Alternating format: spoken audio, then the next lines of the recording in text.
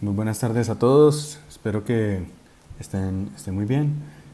Bueno, va a ser una primera clase en video complementado con clase online a través de Teams y pues vamos a ver cómo nos vamos, cómo nos va. La buena noticia es que los chistes de profesor se van a minimizar sustancialmente y la mala noticia es que esto no es tan divertido como un TikTok. No obstante, es una forma muy interesante de aprender. Ojalá puedan repetir el video cuantas veces puedan y discutimos durante la clase cualquier duda. Les recuerdo que vamos a seguir hablando de variables instrumentales. Voy a retomar un poco la importancia del sesgo de selección. Después voy a ir a través del método de estimación. Vamos a hacer una aplicación y después voy a presentarles un paper que utiliza variables instrumentales como el método de identificación. Sesgo de selección. Recuerden que esto es lo clave. A esta altura de la clase todos ya lo tenemos que tener súper claro. Aquí les vuelvo y les repito la cita de Angris y Pischke sobre el sesgo de selección. El sesgo de selección, si tuviéramos un RCT, básicamente las características observadas y no observadas de las personas no afectan la decisión de entrar al programa. Entonces, en promedio, las características de los grupos tratado de control son muy similares. ¿Qué pasa cuando no tenemos un RCT o no tenemos un diseño muy controlado? Las personas se seleccionan por características especiales de ellos que están asociadas al programa y asociadas a la variable que vamos a analizar al final del día, sea cual sea la variable y. Si esto pasa, también la gente se selecciona por los retornos. Hay algunos que les beneficia más un programa que a otros por sus características. Entonces, si esto pasa, entonces los grupos de control y tratado van a tener características muy diferentes. Entonces, cuando usamos los métodos estándar de regresión que nosotros podemos usar para analizar efectos de cosas, en particular de programas sociales o políticas públicas, no sabemos si el efecto está dominado por el programa en sí mismo o lo que causó el efecto que nos interesa o por la composición de los grupos que estamos comparando. O sea, no hay un buen contrafactual porque el contrafactual es un grupo muy diferente al que estamos analizando. Un caso particular es cuando el sesgo de selección es generado por variables omitidas, es decir, variables que no tenemos en nuestra base de datos para controlar. En ese caso se le llama el sesgo de variables omitidas. Por último, acá abajo está el video que les mandé hace unas semanas donde el profesor Angris explica de forma muy didáctica y muy sencilla en qué consiste el sesgo de selección. Véanlo cuantas veces necesiten para entender ese concepto que es el más importante y es la razón por la cual tratamos de hacer todos estos métodos. Variables instrumentales.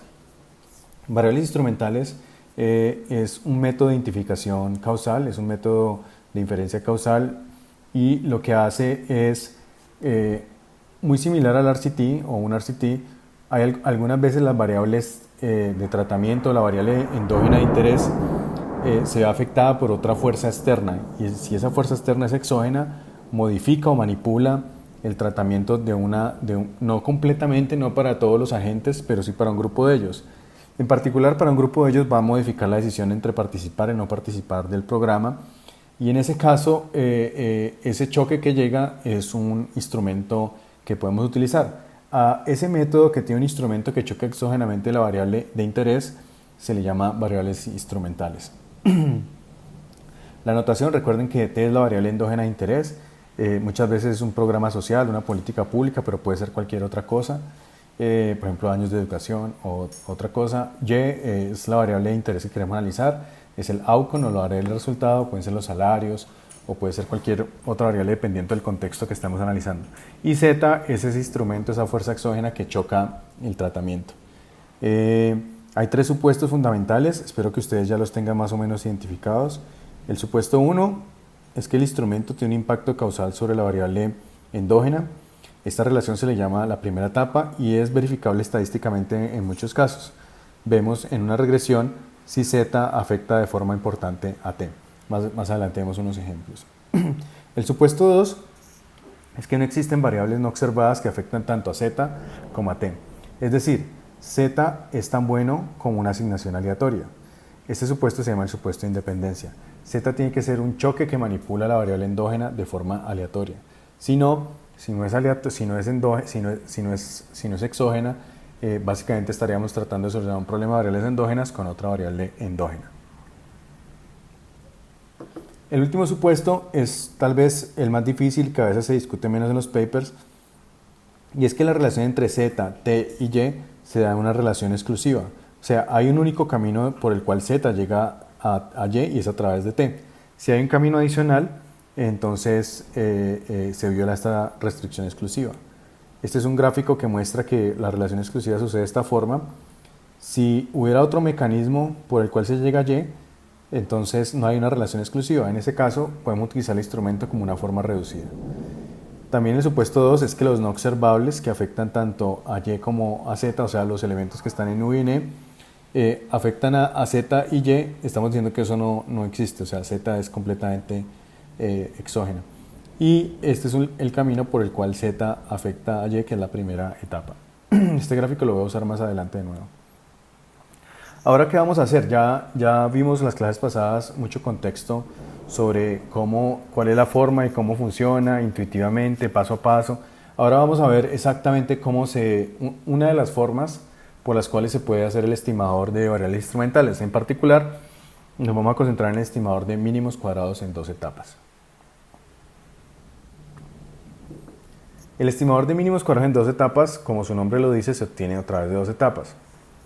La primera etapa es una regresión como la que vemos en esta ecuación, donde la variable endógena la regresamos respecto a z y la regresamos respecto a los controles que tengamos. Estos controles, por lo regular, se espera que sean previos a lo que estemos analizando, o sea, hay una línea de base. A través de mínimos cuadrados ordinarios o algún otro método de optimización se encuentran los parámetros y se calcula la predicción de la decisión de participar. La predicción sería con todos estos parámetros que está acá respecto a la variable de cada individuo.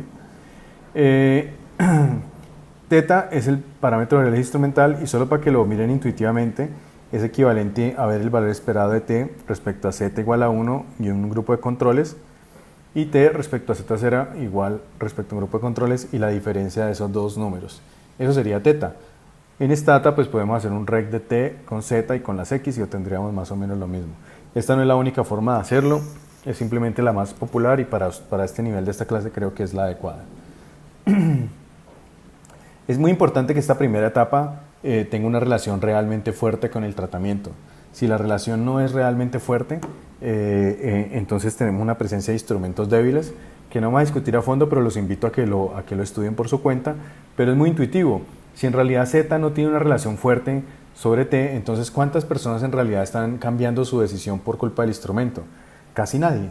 Entonces en ese caso es inútil ir por este camino y más bien deberíamos usar otro método. Si tenemos una relación muy fuerte, en cambio, estamos viendo que un instrumento modifica de forma importante a un grupo importante de su decisión. En ese caso el instrumento es una metodología ideal.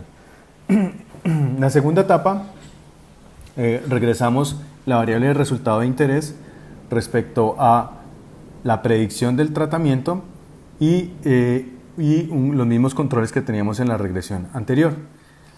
El parámetro de interés es este gamma. Este gamma nos va a decir el efecto del programa. El efecto del programa a través del instrumento, o sea, cómo el instrumento modificó la decisión en T y a través de ese mecanismo cómo afectó a Y. El estimador en este caso sería la composición de 4 elementos. El valor esperado de Y cuando Z es igual a 1 menos el valor esperado de Y cuando Z es igual a 0 sobre el valor esperado de T menos el valor esperado de T cuando Z es igual a 1 y el valor esperado de T cuando Z es igual a 0. Todo esto implícitamente controlado por las variables X. Estos números son fáciles de calcular, pero alguna forma de hacerlo es correr esta regresión, coger el parámetro, calcular esto en una regresión, coger el parámetro y dividir los parámetros. Ahorita lo vemos. Alternativamente, el estimador de mínimos cuadrados ordinarios se puede hacer de forma más paso a paso, como lo acabo de anunciar. Y este estimador se le llama el estimador late. La forma de hacerlo es estimar las formas reducidas, donde una forma reducida es la primera etapa que ya mencionamos acá, Z respecto a T, y la segunda etapa es Y respecto a Z, con los mismos controles de línea de base. Este parámetro ρ se puede interpretar de la misma forma que la primera etapa, y el estimador late simplemente es la división de T, de ρ con respecto a θ. y ese sería el estimador late o el estimador de variables instrumentales. Aquí sería cómo se expresaría esto en términos de valores esperados, pero esa es la misma idea que veníamos discutiendo previamente. Un resumen. La primera etapa es una regresión de t contra z y los variables de controles observables con las que contemos. Esto sería reg de t contra z y x. La segunda etapa es la regresión de y respecto a la predicción que genera esta primera ecuación y incluyendo los mismos controles, entonces sería reg de y, predict de t con las x, ese predict de t es un nombre que nosotros le ponemos, y la forma reducida es y respecto a z con un grupo de controles, o sea reg de y, z y x, y el estimador late, pues que sería el mismo de segunda etapa, es simplemente dividiendo el coeficiente de la forma reducida sobre el coeficiente de la primera etapa, es decir, teta.